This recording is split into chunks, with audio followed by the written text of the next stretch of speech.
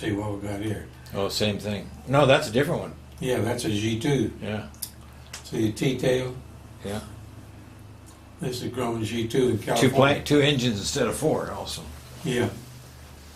And no wing tanks, a clean wing, we call it. And this is the hangar we kept that in California. Was this the same company? No, Okay. no.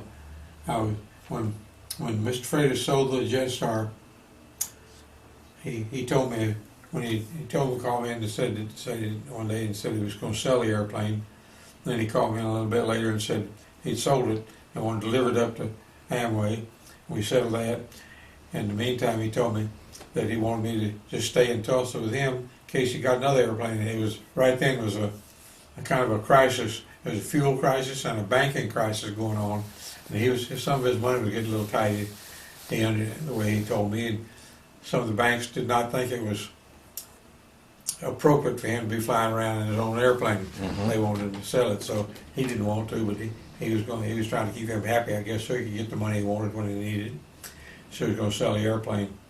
But anyhow, he wanted me to stay around, and my third pilot, mechanic, Bob. No, one Bob, I can't remember his last name though. I'm surprised you can remember any of these names. Well, I happened to slip. That's the name I know well. I don't know why I can't think of it. I just started to say it and it just went away. My co-pilot was named Bob Hill, and the other one was, the mechanic pilot was named Bob Furman. Okay. A fellow named Furman was president of Lockheed when I was there at one time, so I should remember that one. But anyhow, Bob Furman and I delivered the Jetstar to Amway and came back to Tulsa and stayed. Mr. Freitas said, just go home and don't go, let me know if you're going out of town very long, but your paycheck will come until I need you.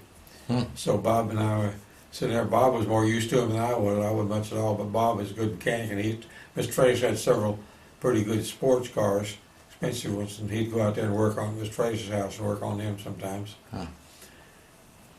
And then when I went to California, what made me think of that, when I went to California, my friend in California called me and said, well, how about come to work out here for us? And so I went to Mr. Freitas and said, can you let me go out to California if they need me to fly, so I can be flying for a while and stay busy? If you need me, if you decide to get an airplane, just call me. I'll come right back. And he said, well, if you promise that, okay. So I took off and went to California and started flying with them. And after I'd been there 6 months, they made me chief pilot. And I immediately called my friend Bob Furman back in Tulsa and asked him if he would come out and work with me too, because I needed some good mechanical help. Bob was good at everything, not just mechanical. And so Mr. Freitas said, yeah, that'd be all right. So Bob Furman came out and worked there for me. And I put him immediately. The most need I had was we had established a base in Iran, in Tehran, for an oil refinery job there, and had bought a Fairchild F-27 for that place, and had outfitted it with a pilot, co-pilot, and a flight engineer over there to run that base. Now, which company was this now? This is the next... Is Fluor Corporation. Fluor, okay. Yeah, California was not Freitas. So Fluor. when you went to work for Fluor, did Freitas stop paying you then? No. He kept paying you too? Yeah. Huh. And so Bob Furman took over the California end of buying, supplying, and shipping the parts and supplies that the outfit in Iran needed. And that was a real big job that had just been worrying me to death. And I had so many things to do there, so I got Bob he just put him in charge of that, and he took over that operation. I told him when he came out there, I'd send him to G2 school, get him checked out in G2 if he wanted to, whatever he wanted to do. He could be maintenance, he could be a pilot. I had several other possibilities, just so I get him out there. He was such a capable guy and smart, so, if I could get help, I needed help. He was another me, in other words.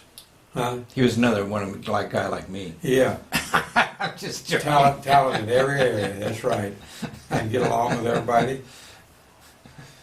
He's just a real gem. he had become a very good friend of mine. I was right at Lockheed. We had,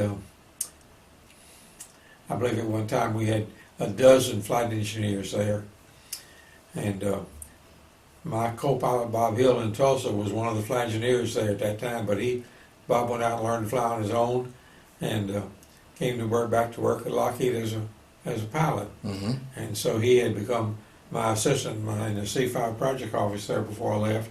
And Bob Furman had grown up in the engineering group and to be the best, and he had become the C5 project engineer there. He was in that office too. So we had an office of myself and Bob Hill and Bob Furman that took care of all the C5 business at Lockheed. So I got them all together again in Tulsa, and then when I went to California, Bob Hill went back to Lockheed, and Bob Furman came out there with me. Bob Hill had when he was trying to get from engineer to pilot at Lockheed, had bought a super cruiser that I had that was a little bit run down, wasn't bad, and well, he'd gotten his private on a 150, but he wanted to get his commercial, and so he bought the super cruiser, saying that he was going to rebuild it and use that mechanical knowledge and ability to make it a more valuable airplane and use it for flying to get his commercial. And sure enough, he not only did that, but he got his commercial and his instrument in that airplane, all on needle ball. Never had an horizon in it. No kidding. Back then, you could do that legally, and he just flew all the ATP maneuvers on needle ball. He just did a wonderful job with it. Huh. And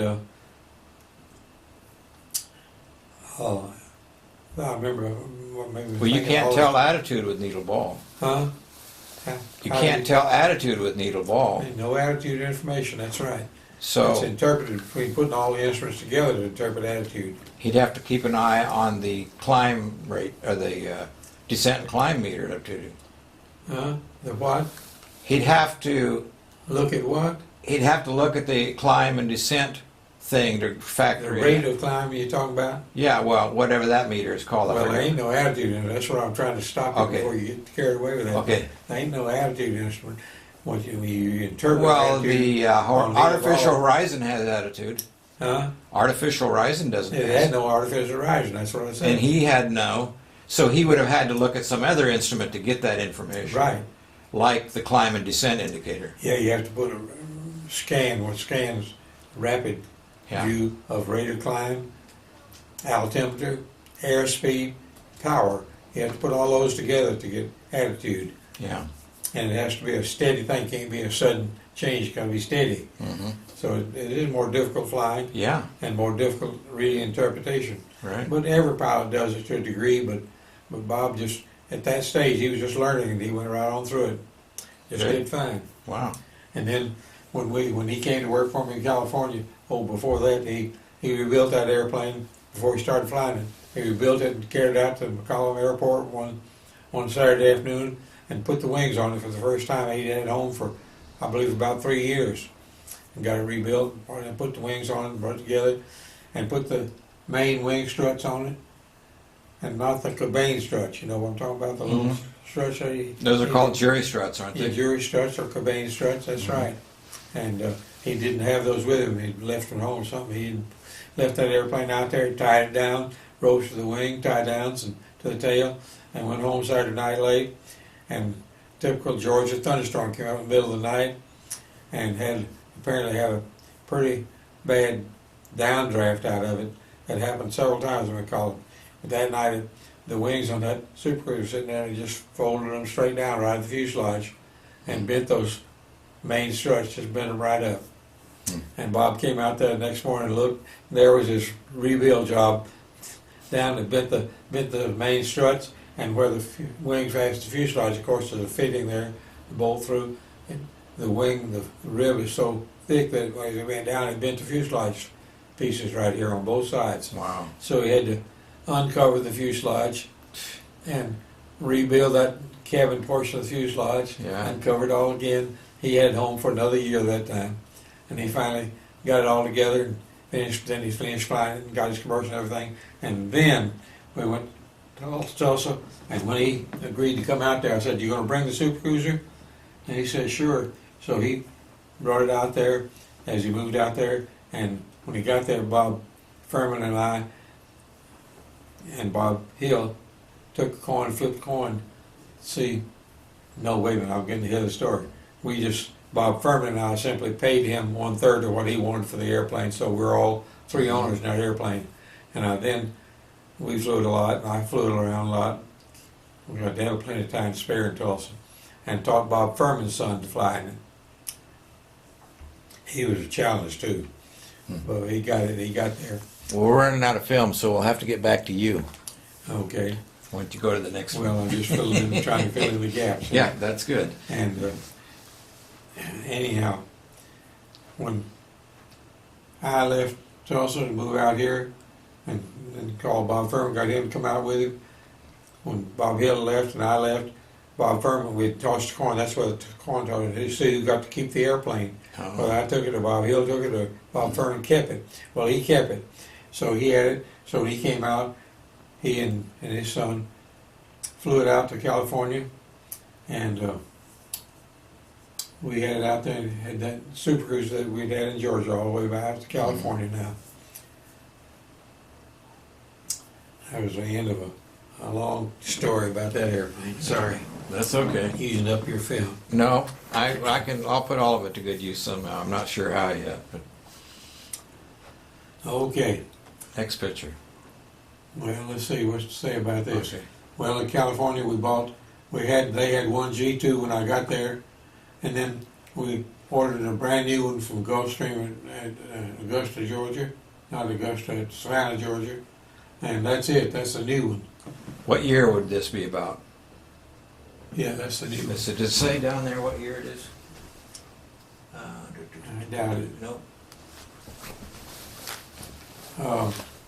It would have to be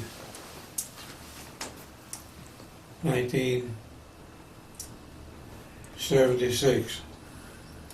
1976. Okay. So we got this new airplane. Now we had two G2s. And I hired, I think, about 40 people there trying to build up the aviation department. After I got there, when they had an aviation department for a long time, but apparently, now I'm just making this up by the events. I can't tell that I wasn't there, but apparently they had lots of trouble with individuals and this and that, and the company had never felt comfortable with aviation. They didn't use it much. And after I got there and they made me chief pilot, they started taking heart with the whole thing, I guess, and things looking up. So they bought the second airplane, and we started hiring people, and started planning a great, big, huge hangar out of Ontario, California, which is way out east of Los Angeles. They were really getting a big operation. They were finding use for the airplane, which pleased me greatly. I found one of the problems they had previously was that every time the passengers loaded on the airplane, they would sit there, the airplane just sit there in front of the hangar for 30, 40 minutes sometimes, just sitting there.